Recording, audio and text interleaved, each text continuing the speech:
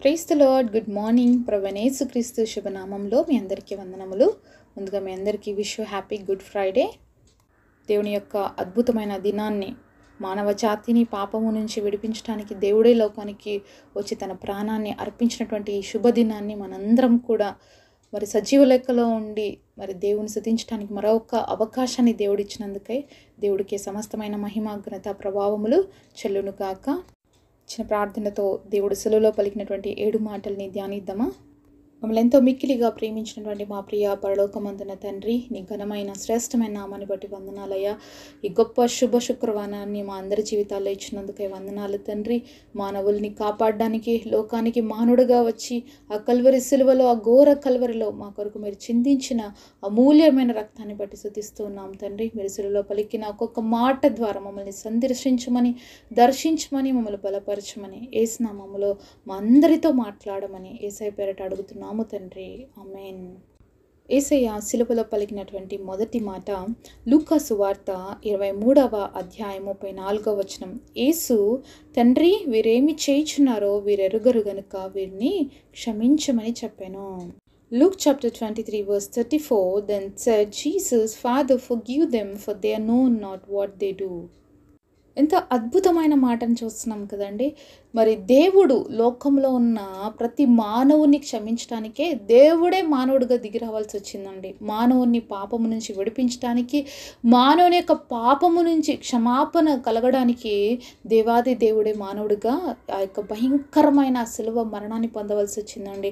ఎంతగా హింసించబడ్డాడు యేసయ్య, ఎంతగా వేధించబడ్డాడు, ఎంతగా బాధించబడ్డాడు. అయినప్పటికీ కూడా మానవుని క్షమించమని తండ్రితో మొరపెడుతున్నట్లుగా మనం చూస్తూ ఉన్నాం. భయంకరమైన వేదనలో కూడా మనందరినీ క్షమించమని తండ్రిని మొరపెడుతున్నటువంటి ప్రార్థన చూస్తున్నామండి. ఈరోజు నువ్వు వేధించబడుతున్నావా, బాధించబడుతున్నావా, అనేకమైన శ్రమల గుండా వెళ్తున్నావా? ఆ రోజు యేసయ్య నేర్పించినటువంటి ప్రార్థన మనం కూడా చెయ్యాలి అని దేవుడు మనతో మాట్లాడుతూ ఉన్నాడండి.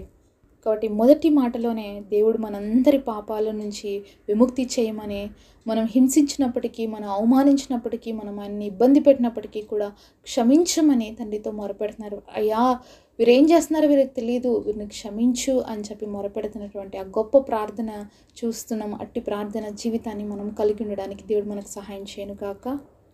యేసయ్య సిలువలో పలికినటువంటి రెండవ మాటను చూసినట్లయితే లూకా సువార్త 23వ అధ్యాయం 43వ వచనములో, అందుకైన వానితో, నేడు నీవు నాతో కూడా పరదైసులో ఉండు అని నిశ్చయముగా నీతో చెప్పుచున్నాను నేను.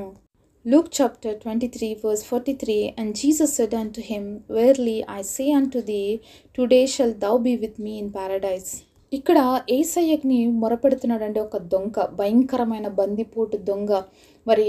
సిలువలో ఆయనతో పాటే ఆయన ప్రక్కగా వేలాడుతున్నాడు. చూస్తున్నాడు దేవుని యొక్క అద్భుతమైన సహనాన్ని, ఓర్పుని చూస్తూ గ్రహించుకున్నాడు ఈయన దేవుని కుమారుడు, ఈయన ఏ తప్పు చేయలేదు, ఏ నేరం చేయలేదు, అయినప్పటికీ ఇంత భయంకరమైన శిక్షణ అనుభవిస్తున్నాడని చెప్పి యేసయ్య వైపు చూసి, నాన్న నీ రాజ్యంలో నన్ను జ్ఞాపకం చేసుకో యేసు అని అడిగినప్పుడు వెంటనే దేవుడిచ్చినటువంటి గొప్ప అద్భుతమైనటువంటి ఆశ్చర్యకరమైనటువంటి మాట అన్నమాట ఇది. నేడు నువ్వు నాతో కూడా పరదైసులో ఉంటావని చెప్పాడండి. చూడండి, దేవుడు క్షమించమని అడిగితే వెంటనే క్షమించాడు. ఒక్క క్షణంలోనే ఆ యొక్క పాపి జీవితము పరిశుద్ధంగా మార్చబడింది. నిత్య రాజ్యానికి వారసత్వమును దేవుడు అనుగ్రహించాడండి. ఆ దొంగకి పశ్చాత్తాపం కలిగి ఎవరైనా దేవుడి సన్నిధిలో ప్రార్థన చేసినప్పుడు తప్పకుండా దేవుడు వాళ్ళని క్షమిస్తాడు, తన హక్కును చేర్చుకుంటాడు అని ఆ యొక్క కల్వరి శిలువలో మనం చూస్తున్నాం. ఎంత భయంకరమైన పరిస్థితిలో ఉన్నప్పటికీ ఎంతగా మనల్ని క్షమించమని కోరుకున్న దేవుడు క్షమాపణ అడుగుతున్నటువంటి ఆ దొంగని క్షమించడమే కాకుండా పరలోక రాజ్యానికి వారసత్వాన్ని కూడా ఇచ్చినట్లుగా మనం చూస్తూ ఉన్నాము. కాబట్టి ఈరోజు ఇంకా ఎవరైనా యేసయ్యని ఎరగకపోతే ఆ దొంగకి ఇచ్చినటువంటి అద్భుతమైన భాగ్యం నీకు నాకు ఇవ్వాలని దేవుడు ఆశపడుతున్నాడు. దయచేసి యేసయ్య దగ్గరకు వస్తావా? యేసయ్య సిలువలో పలికినటువంటి 3వ మాట యోహాను సువార్త 19వ అధ్యాయము 26-27 వచనాల్లో చూసినట్లయితే, యేసు తన తల్లియు తాను ప్రేమించిన శిష్యుడును దగ్గర నిలిచి ఉండుట చూచి, అమ్మా ఇదిగో నీ కుమారుడని తన తల్లితో చెప్పిన తర్వాత శిష్యుని చూచి, ఇదిగో నీ తల్లి అని చెప్పాను. John chapter 19 verse 26-27, when Jesus therefore saw his mother and the disciple standing by, whom he loved, he saith unto his mother, Woman, behold thy son. Then saith he to the disciple, behold thy mother. ఎంత అద్భుతమైన మాటను చూస్తున్నామండి. దేవుడు మరి ఇహలోక పరంగా కూడా ఎంతగా ఆలోచిస్తున్నాడు అనే విషయాన్ని మనకి తెలియజేస్తున్నాడు. తన తల్లిని విడిచిపెట్టి వెళ్ళిపోతున్నాడు ఆయన ఇప్పుడు. కాబట్టి ఆ బాధ్యతని ఇంకొక మరి శిష్యుడికి అప్పగిస్తున్నాడు. నమ్మకత్వం కలిగినటువంటి వ్యక్తికి తన తల్లి మరి ఇహలోక పరంగాను పరలోక పరంగాను అన్ని రకాలుగా తను ఆశీర్వదించబడాలని, అలాగే తను మంచి స్థితిలో ఉండాలి, తన తల్లికి వృద్ధాప్య దశలో తనకి సహాయం కావాలని, తనకు తోడు కావాలని చెప్పేసి మరి యేసయ్య ఆ శిష్యుడికి తన తల్లిని అప్పగిస్తున్నట్లుగా చూస్తున్నాం. ఎంత బాధ్యత కలిగిన కుమారుడుగా మనం చూస్తున్నాం యేసయ్యని. కాబట్టి మన జీవితంలో మనం కూడా బాధ్యత కలిగి ఉండాలి అని దేవుడు ఈ మాట ద్వారా తెలియజేస్తున్నారు. కాబట్టి మనం ఏ విధంగా ఉన్నామో ఈరోజు మనల్ని మనం పరీక్షించుకుందాం దేవుడి సన్నిధిలో. యేసయ్య పలికినటువంటి 4వ మాటను మనం చూసినట్లయితే మత్తయి సువార్త 27వ అధ్యాయం 46వ వచనం. యేసు ఏలీ ఏలీ లామా సబక్తాని అని బిగ్గరగా కేక వేశాను. ఆ మాటకు నా దేవా నన్నెందుకు చేయి విడిచితివని అర్థము. Matthew chapter 27 verse 46, Jesus cried with a loud voice saying, Eli, Eli, lama sabachthani. That is to say, my God, why hast thou forsaken me? ఇంతవరకు మనం చూస్తున్నప్పుడు అండి మరి దేవుడు తండ్రి అని ప్రార్థన చేస్తూ వచ్చాడు. ఎప్పుడైతే మానవుని యొక్క పాపం ఆయన మీదకి వచ్చేసిందో దేవుడు తన చేయిని విడిచిపెట్టేశాడండి. అందుకనే అడుగుతున్నాడు, అయ్యా దేవా ఎందుకు నా చేయి విడిచిపెట్టావు? ఆ ఎడబాటును ఆయన భరించలేకపోయినాడండి. కానీ నా చెయ్యి తండ్రి చేతిలో అప్పగించబడ్డానికి ఆయన మీద వచ్చిన పాపము చేత ఆయన మీద మన దోషమంతటిని పోవుట ద్వారా ఆయన చూడని అసహ్యంగా తయారైనాడు. కాబట్టి తండ్రి చేత విడవబడ్డాడు.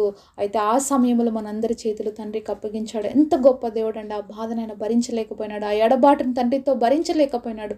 కానీ నిన్ను నన్ను ప్రేమించినందుకు వాటన్నిటిని ఓర్చుకున్నాడు అనే సత్యం మనం గ్రహించాలని దేవుడు కోరుకుంటున్నాడండి. కాబట్టి ఈ మాట ద్వారా అర్థమవుతుంది దేవుడు మనల్ని ఎంతగా ప్రేమిస్తున్నాడు. మనల్ని ప్రేమించినందుకు తన కుమారుణ్ణి సైతం ఆయన విడిచిపెట్టాడు. ఎంత ప్రేమ కలిగిన దేవుడిని మనం కలిగి ఉన్నామో, దేవుని ఈరోజు మనం అంతగా ప్రేమిస్తున్నామా అనే విషయాన్ని ఈరోజు మనల్ని మనం పరీక్షించి తెలుసుకోవాలండి.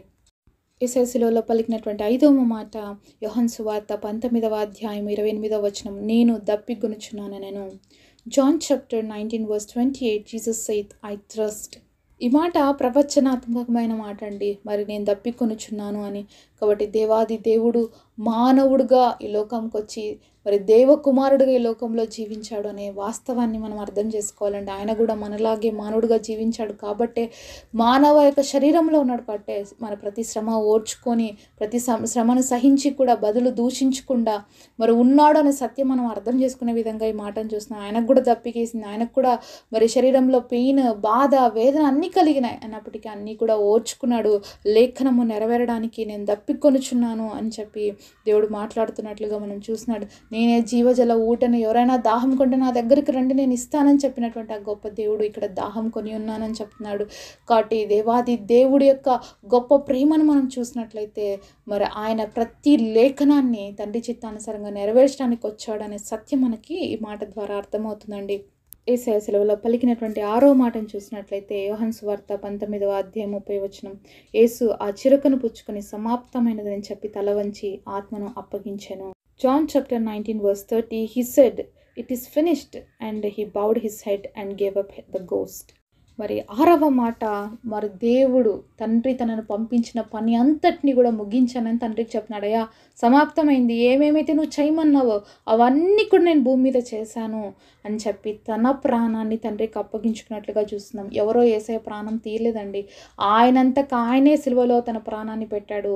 మరి ఆయనంతకు ఆయనే తన ఆత్మను తండ్రికి అప్పగించాడు. ఎవరో యేసయ్య ప్రాణం తీయలేదు, తను ప్రాణము తండ్రికి అప్పగించుకొని ఆయన మరణించాడు.